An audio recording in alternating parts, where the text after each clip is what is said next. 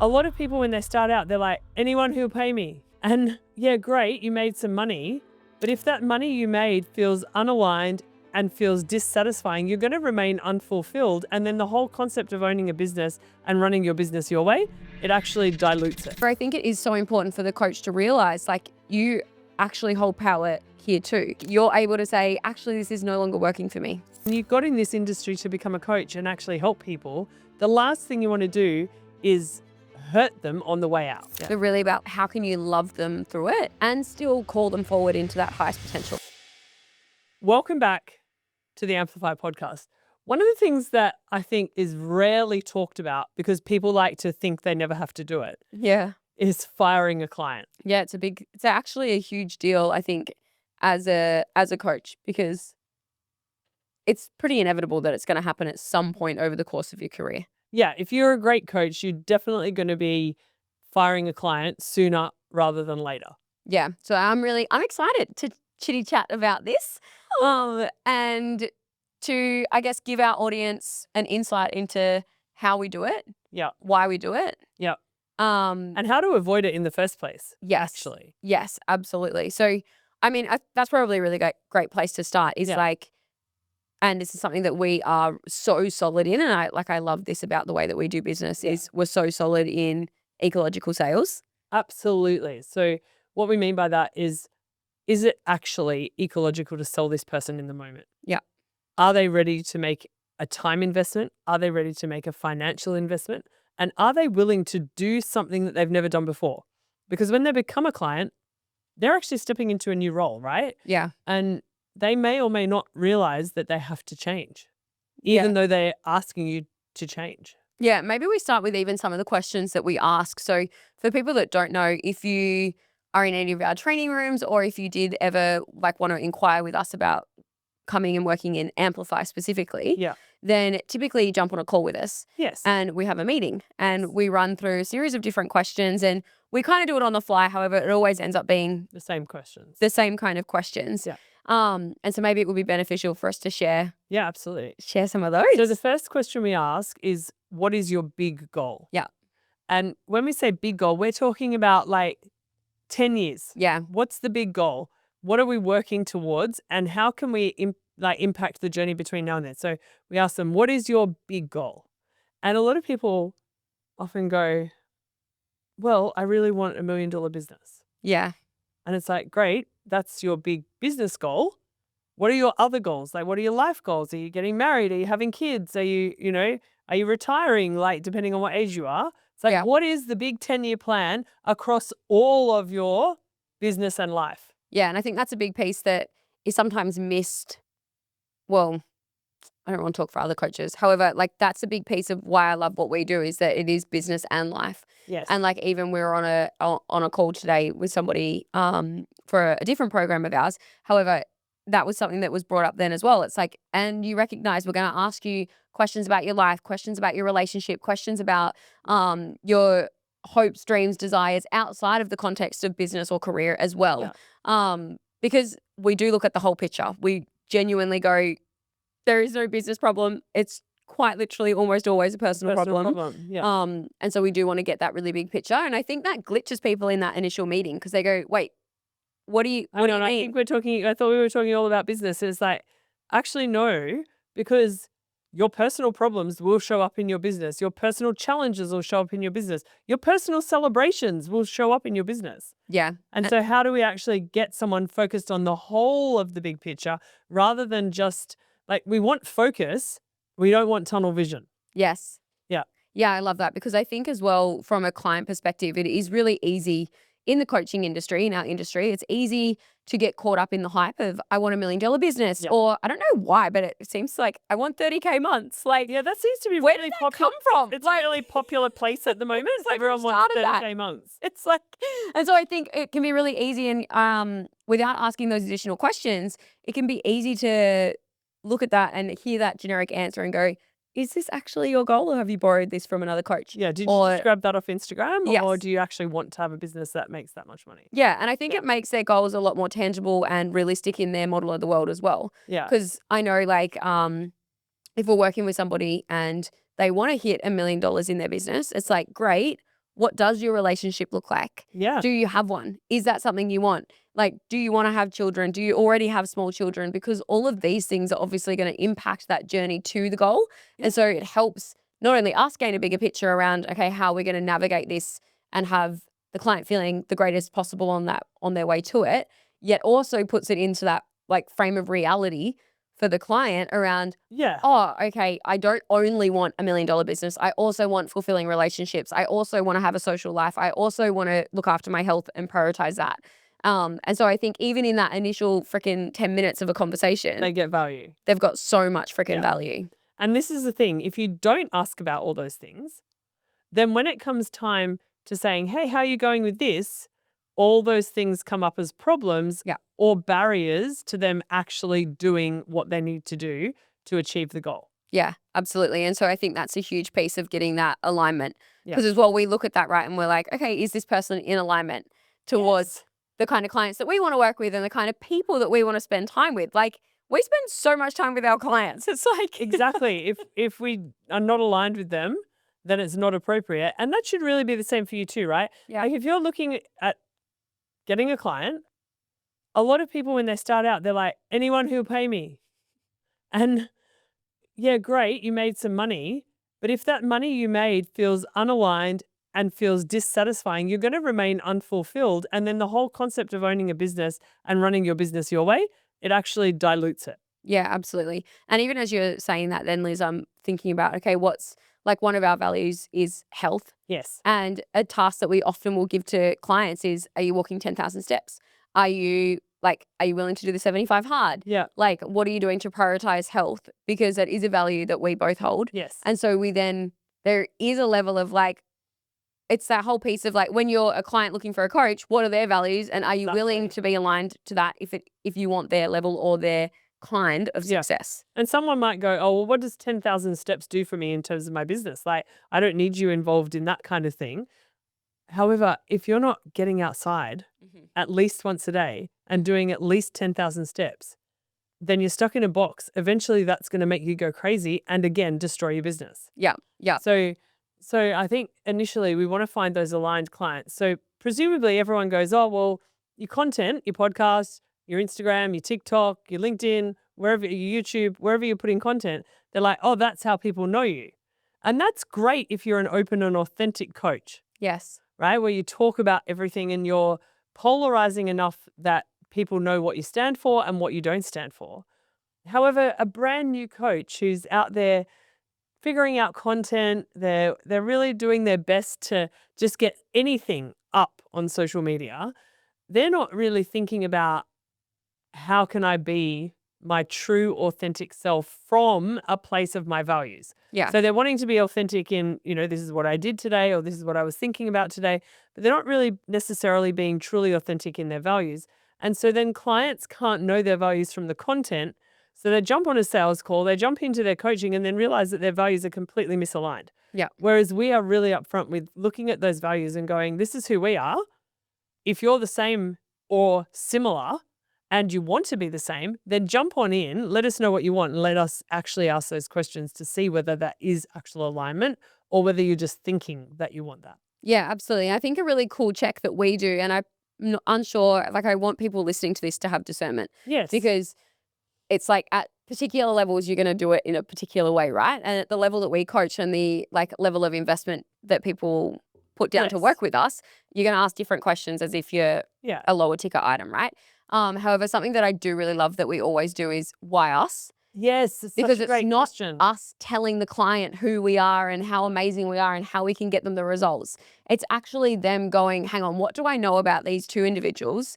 And for what purpose do I want to align myself with them? Yeah. Because that's a really beautiful representation of us to go, okay, like this is actually them making the decision. We're not selling them on who we are as individuals. Yeah. It's actually them going, no, I've done my research. Yeah. I've like done my I checks. know that you're a woman in business. I know that you two work together and you have a collaborative arrangement. Yeah. I know that this actually works really well. You've known each other for years.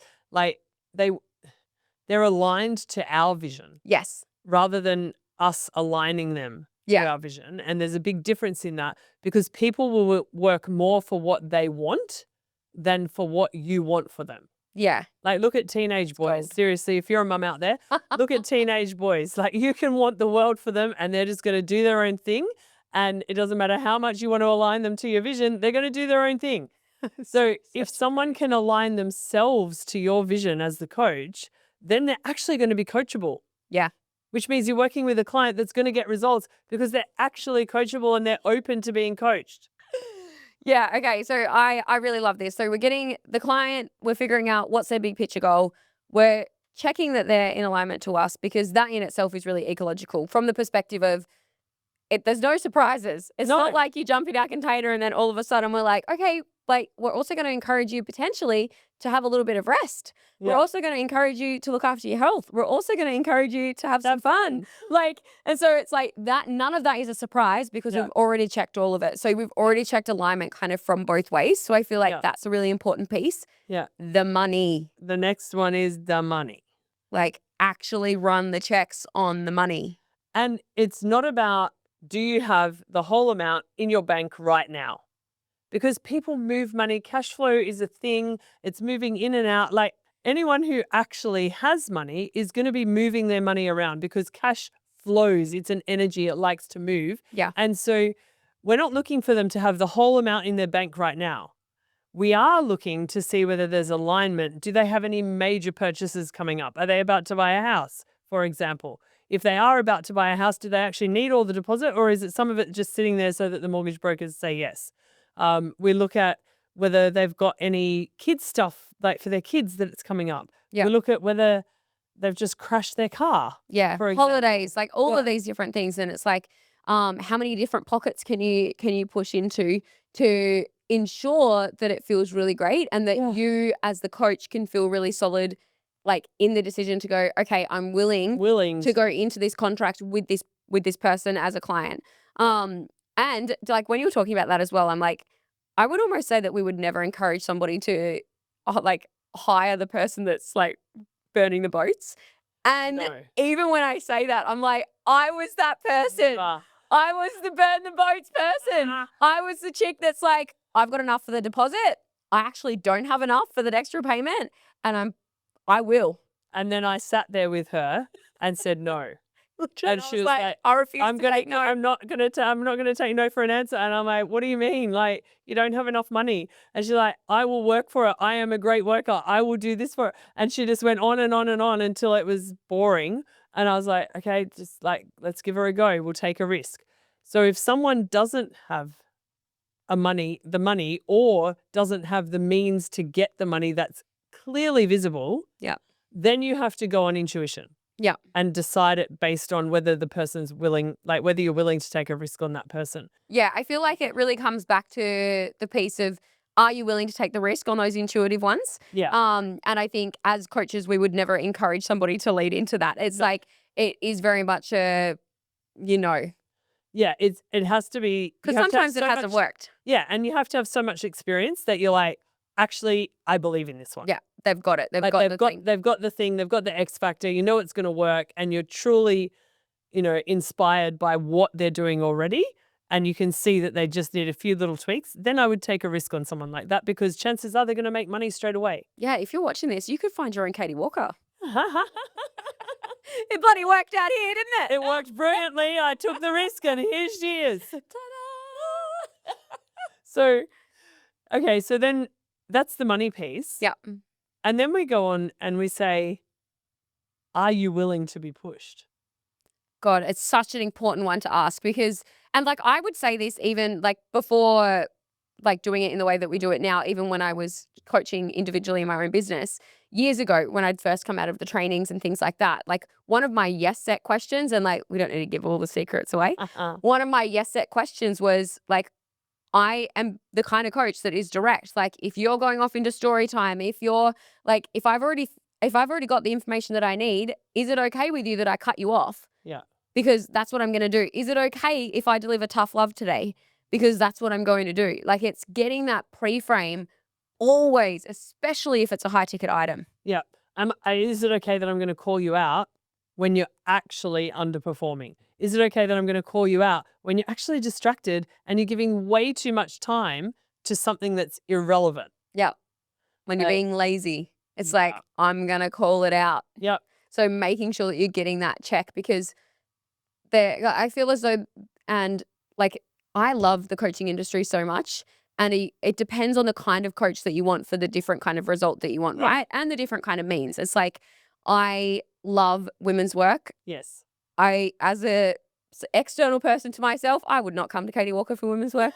Like, because it's not my style of coaching. It's not how I want to coach. So like, I wouldn't do that. Whereas it's like, if you want somebody that's going to get the results and he's like really on the success train, sales, like business, absolutely. Like, I'm the coach for you. Yes. And whilst both of us can absolutely ebb and weave between it all, Absolutely. it's like, know who you're going to and why you're going to them. Yeah. And so in a way, a lot of people would call this a niche.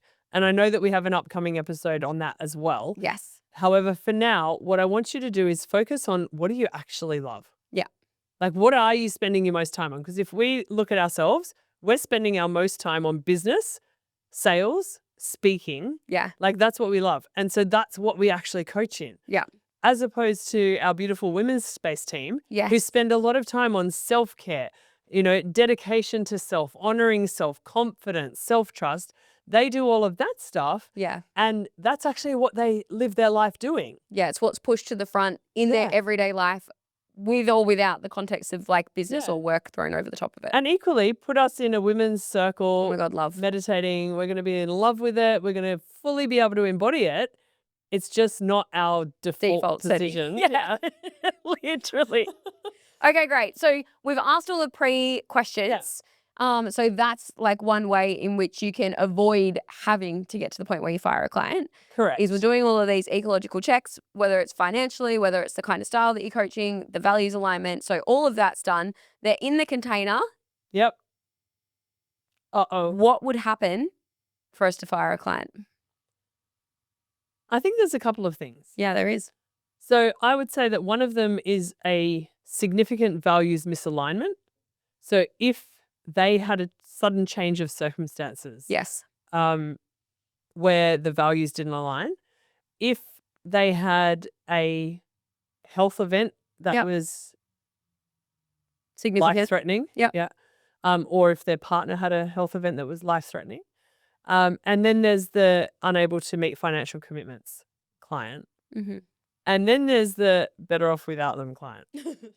So I think there's a couple of things. I've probably just forgotten everything I said. This is so important to actually talk about, though, because, particularly the better off without them client. Like, I feel as though I really want to drive home for our audience, knowing that a lot of coaches do listen to our podcast. Yes. That you may end up in a contract with a client that you no longer want to serve, that it actually brings zero value to you anymore. Yeah. And you're like, actually, this isn't a relationship that I What want to be in. You mean that a coach is allowed to get value from the client? What? Yes. Yes. Hell yes. I'm like, I feel as though we only work with people that we enjoy. Like, and we're lucky to be at a position where we can pick and choose a little bit. Yes. Yeah. And so recognizing those people in the early stages maybe aren't wanting to do that because they're wanting more cash flow or for whatever reason, right? However, I think it is so important for the coach to realize, like, you actually hold power here too. Yes. Like, you're able to say, actually, this is no longer working for me.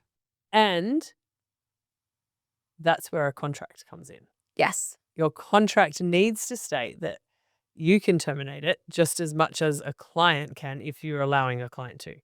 So you have to have a rock solid contract. That's the biggest piece here. Yeah. And so if someone's out of alignment with your values, say you're running a group coaching program and they get on and tell everyone else what's wrong with them and they're actually destroying the vibe of the group, that would be an unaligned client. And that would be a very swift, we can't serve you in this way anymore. If you want to, you can pay us for private. It's going to cost you this much extra. If you're unwilling to do that, we're actually getting rid of you as a client. Yeah. Thanks for coming. We've told you already. Now, if that behavior just happened once, then it's a conversation. Of course, it would just be a conversation. However, if it continued to happen, to preserve the sanctity of the group, we would remove that client from our books. Yeah. And do it legally and according to the contract with the required notice, etc. So that's the unaligned client. That's where the values are unaligned. I've forgotten the 4 things I said. Where we've got values unaligned. It was the unable to meet financial commitments. Financial commitments. So if they're unable to meet their financial commitments, then initially we'll work with them, right? It's like, hey, where are you at? How can we? How can we help you? Do we just need to have a reduction for this month? Do we need to have, a weekly payment instead of a monthly payment to smooth out cash flow? How Yeah. can we actually make it happen for Do you? they need additional support? And quite often it will be, all right, let's jump on another phone call, like outside of the. Outside of whatever the parameters of the coaching container Yeah. are. And we also have a beautiful financial team. Yes. So our financial team is very willing to work with people to make it work for them. Mm-hmm. And so if all of that happens and we've given people multiple options to make other ways work, we've given them multiple options to access us to help them make more money, and they've still chosen to do very little Yeah. in terms of being proactive about their own environment, then what we'll do is actually have a conversation with them, let them know that we're actually going to allow them to leave, let them know that this will come out as an email to them so that they've got documentation, that they will need to reply to the email, agreeing to the terms, and that then we'll let them go. And we always give them a clause that says if in the next 10 days you can actually meet your obligations and make your payment, then we'll let you back in the container. Yeah. Without having to do the deposit and all that sort of stuff. We avoid burning bridges and Yeah. bad blood. And I actually feel as though it's worthwhile speaking into the piece around like there's zero judgment. Mm-hmm. There is like absolutely zero judgment when that is the particular path that we have to walk down. Yeah. When someone's unable to meet the financial commitments. It's like Well, to be always clear, see the there's- best. Yeah, we always see the best in the person. We know that the person is capable. We would never have taken them on as a client if we didn't think they were capable. And we also know that there are circumstances that are sometimes beyond our control and sometimes beyond their control that can impact their finances. Yeah. So that's that one. Then we've got the one of if someone contracted a terminal illness. Yes. And they're going to need money for all their medical support. They're going to need all of that. That's somewhere where sometimes people don't want to be let out of the contract.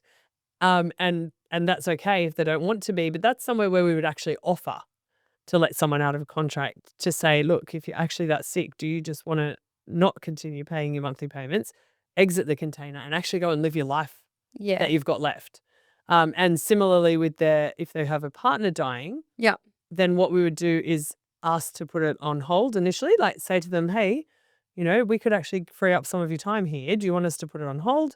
And then bring them back in when they've had an appropriate grieving period. Yeah. Other than that, there's not really any other reasons why we would fire a client.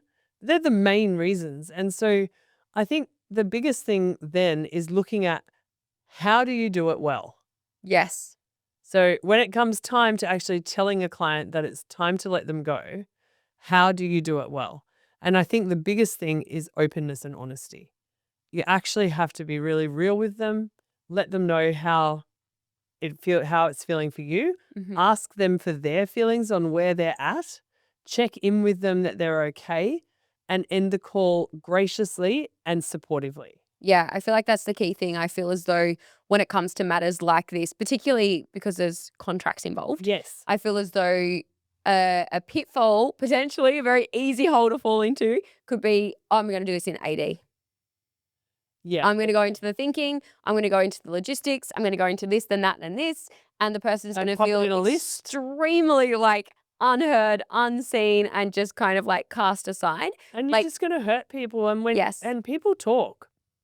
Absolutely. And they talk to themselves as well. And you got in this industry to become a coach and actually help people. The last thing you want to do is hurt them on the way out. Yeah. So really about how can you love them through it and still call them forward into that highest potential. I feel as though that's important as well. Like that's something that we do with our clients all the time is we're always constantly seeing their highest potential and calling them forward into it. And just because a contract's terminating, like that never Doesn't changes. change that. Yeah. And so meeting them in their model of the world, knowing that it's actually going to be a little bit different for them and still encouraging them to do the things. Still future pace. That they need to do. Yes. Yeah. I think it's really great. And then check up on them. After they've exited, just a quick message to say, hey, how you doing? Mm-hmm. We've been thinking about you. We trust that you're moving forward, in the way that you want to move. Yeah. I think that those are the really important things about firing a client. Keeping the communication open and Yes. always with love. Yeah, absolutely. What a different episode for us. So different. I loved it.